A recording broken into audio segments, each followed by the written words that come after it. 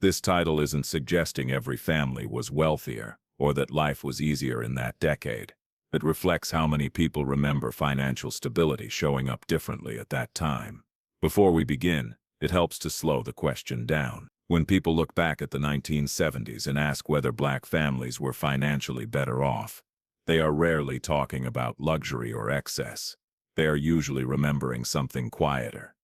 A sense that money stretched differently, that routines felt steadier, that fewer things felt urgent all at once. This isn't a claim and it isn't a promise of hidden answers.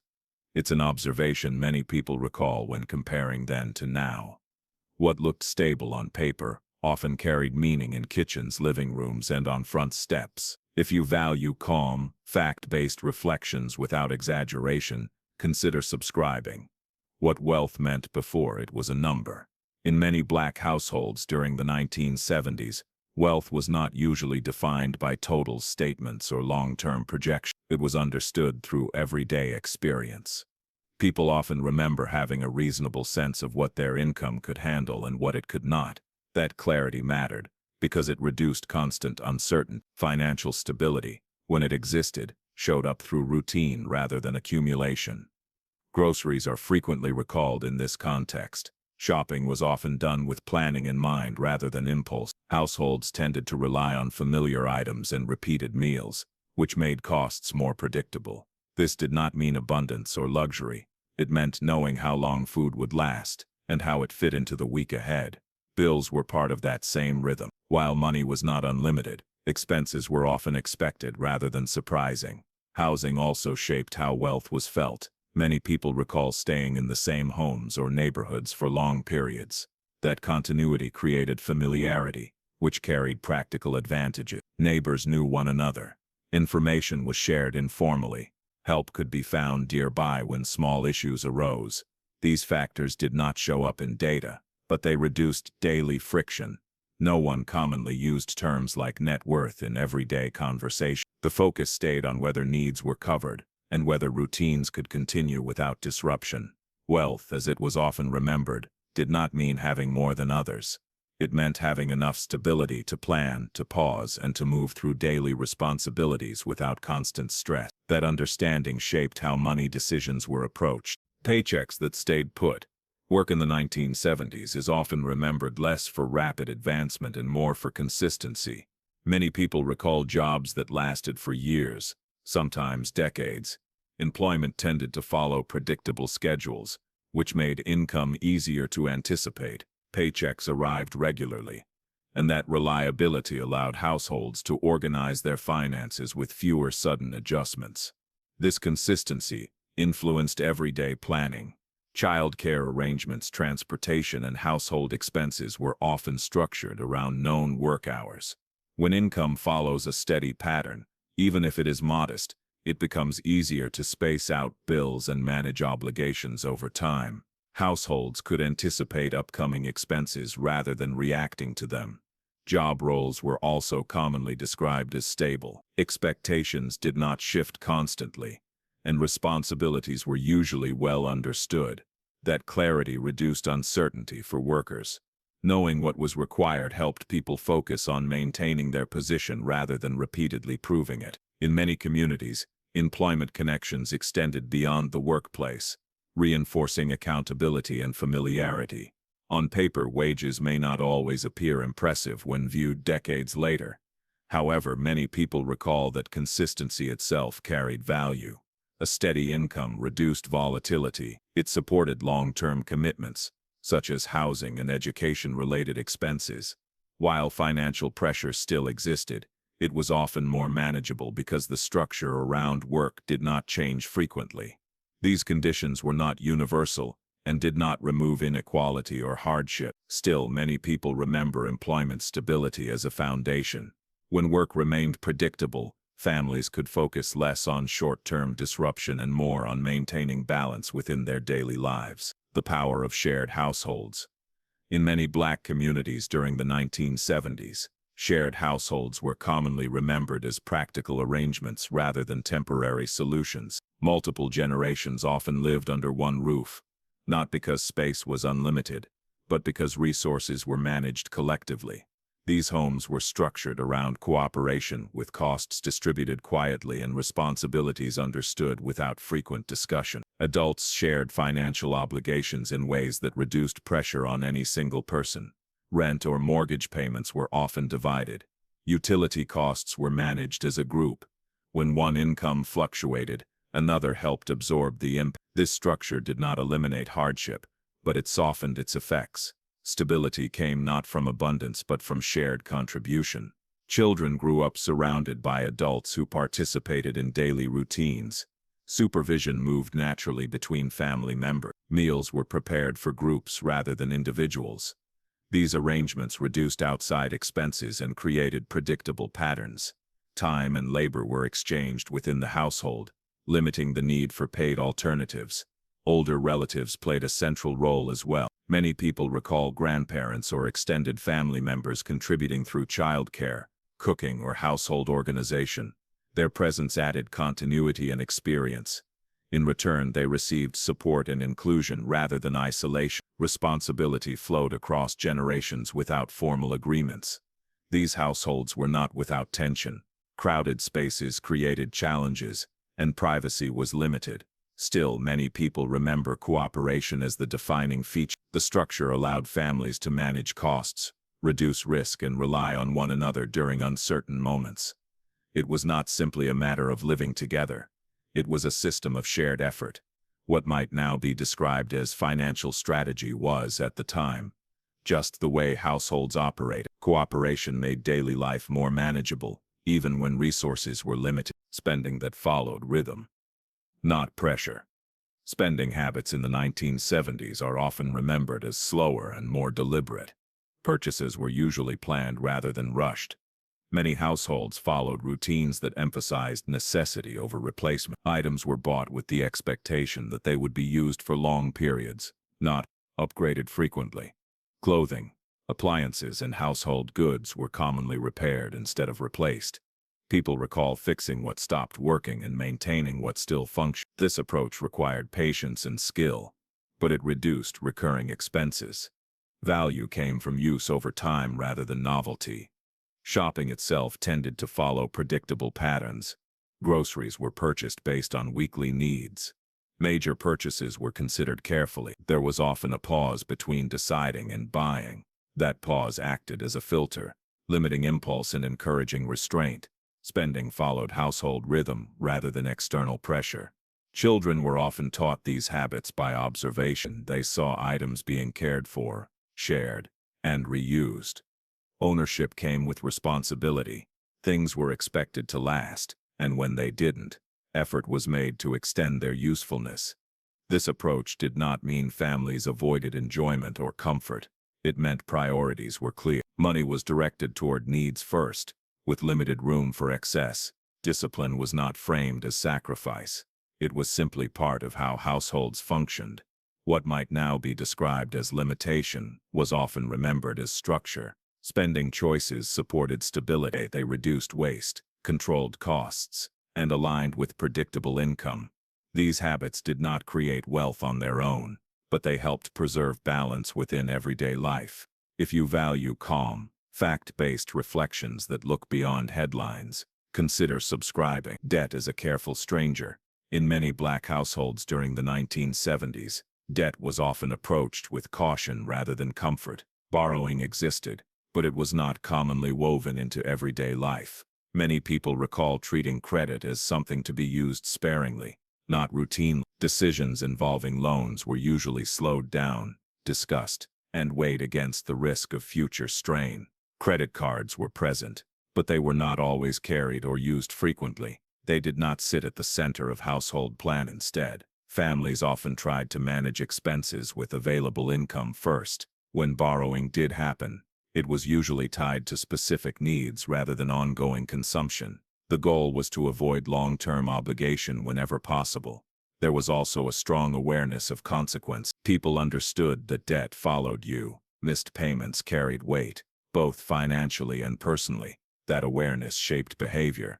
Many households preferred to delay purchases rather than finance them. Waiting was seen as safer than committing to payments that could stretch into the future. This approach did not come from financial theory or formal instruction. It came from experience and observation. Families had seen how debt could limit options when income changed or emergencies arose. Avoiding unnecessary borrowing was a way to protect flexibility. When debt was unavoidable, it was often handled carefully. Payments were prioritized to prevent accumulation. The focus stayed on clearing obligations rather than expanding them. No one spoke about leverage or optimization. The language was simple. People talked about managing, keeping up, and not owing more than they could handle. This cautious relationship with debt did not remove financial pressure, but it reduced exposure to sudden disruption. By keeping borrowing at a distance, households preserved room to adjust when circumstances changed. Community as an unwritten ledger. Beyond household finances, many Black communities in the 1970s relied on informal systems of support that rarely appeared in official records. Help moved through relationships rather than institutions. People often recall borrowing time, sharing responsibilities, and stepping in for one another without formal agreements. Childcare is frequently mentioned in these memories. Neighbors and extended family members watched children when needed. This reduced expenses and allowed adults to work or manage responsibilities without paid services. Trust replaced contracts. Accountability was personal, not written. Meals were another area of quiet exchange. Sharing food was common during busy or difficult periods. Someone cooked extra. Someone else contributed later. No one tracked balance sheets. The value was understood and returned over time. Transportation, repairs, and supervision followed similar patterns. If someone needed assistance, it was often addressed within the community first. These exchanges were not favors in the modern sense. They were expectations built through familiarity and reciprocity. This system functioned because people knew one another. Presence mattered. Living nearby created reliability. While this support did not eliminate hardship, it reduced isolation. Small challenges were absorbed collectively rather than individually. None of this appeared in data. There were no invoices, no ledgers, no formal records. Yet the value was real. It lowered costs, saved time, and provided stability during uncertain moments. What circulated was not money alone. It was effort, availability, and reassurance. These systems required participation and trust, but they offered resilience in return. Even without documentation, what moved through these networks clearly counted. When the numbers are read backward, when people compare financial conditions from the 1970s to the present, the comparison often starts with numbers. Income levels, purchasing power, and statistical averages are lined side by side. While these figures can show patterns, they do not always capture how life was experienced day to day. Many people recall that stability felt different than it looks when viewed only through charts. Some data points from that period suggested relative balance for certain households. Costs were lower in some areas and income stretched further in practical terms. However, these measures rarely account for informal support, shared living arrangements, or consistent routines. What appears modest by modern standards may have carried more reliability within its original context. Modern comparisons also tend to isolate variables. Wages are examined without housing patterns. Expenses are measured without community support. When these elements are separated, the picture becomes incomplete. Wealth, as people often remember it, was not located in a single number. It was spread across habits, expectations, and structures that worked together. Another limitation is perspective. Looking backward often applies today's definitions to past conditions. Concepts like financial optimization or upward mobility were not always guiding frameworks. Decisions were made around maintaining stability rather than maximizing returns. That difference affects how outcomes appear when reviewed decades later. This does not mean earlier decades were objectively better or worse. It means measurement depends on framing. When only income or assets are considered, important context disappears. When experience is included, the story becomes more layered. What looks like more or less shifts depending on what is being measured and how it is interpreted. Numbers can point to trends, but they do not fully explain how people navigated their financial lives at the time. When Federal Reserve data looks at long-term wealth trends, It shows that racial wealth gaps widened in later decades. That context helps explain why some families remember the 1970s as financially steadier, even when income levels were modest. The shift that didn't announce itself, changes following the 1970s, did not arrive all at once. There was no single moment that marked a clear turning point for most households. Instead, adjustments unfolded gradually. Costs began to rise. Employment structures shifted.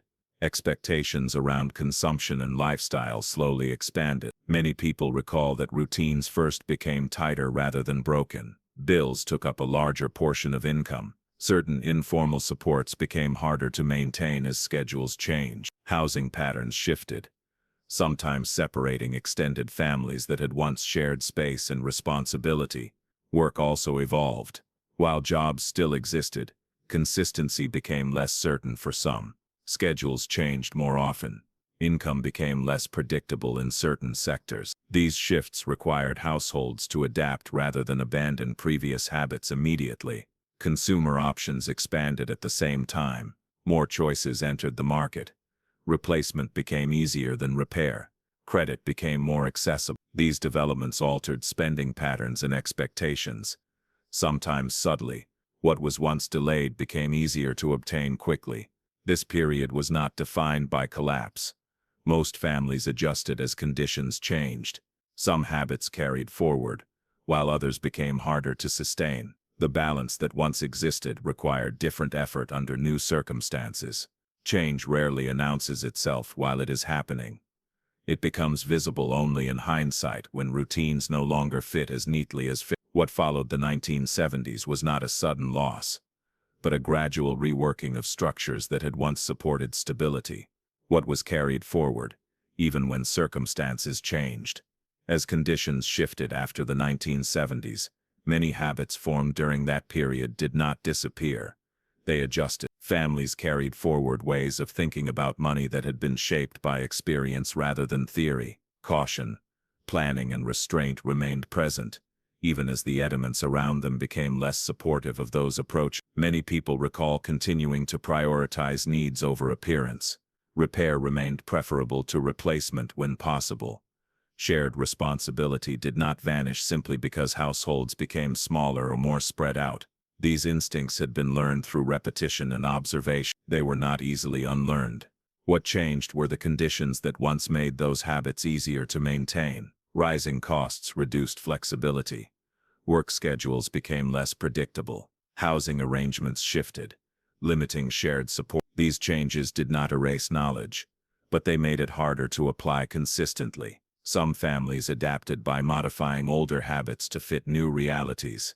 Others found that practices which once provided stability no longer worked the same way. This created tension between what people knew and what circumstances allowed. Still, the underlying values often remained intact. Financial decision-making continued to reflect long-term awareness rather than short-term gain. Even when credit became more available, many households retained a cautious approach. That hesitation was learned through earlier experience and reinforced over time. What survived did not do so loudly. There were no formal handoffs or instructions. Children absorbed behaviors by watching adults respond to pressure, adjust plans, and prioritize stability. These lessons moved quietly across decades.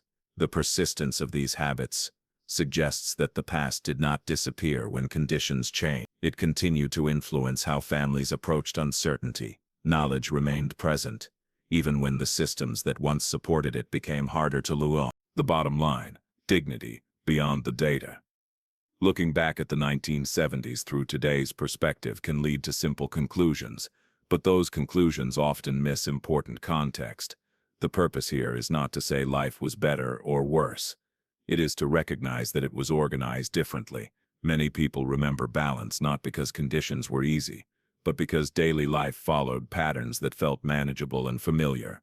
Numbers alone cannot explain that experience. Data can track income and expenses, but it cannot fully show how households arranged responsibility, shared effort, and absorbed pressure. Dignity did not come from totals or comparisons. It came from meeting obligations, keeping routines intact, and maintaining stability within limits. What stands out most in memory is not excess, but steadiness. When days followed predictable rhythms, challenges felt less overwhelming. That structure helped families navigate uncertainty without constant urgency. These reflections are not instructions or nostalgia. They are reminders that financial life is shaped by systems as much as earnings. If you appreciate calm, grounded discussions that focus on context rather than claims, consider subscribing.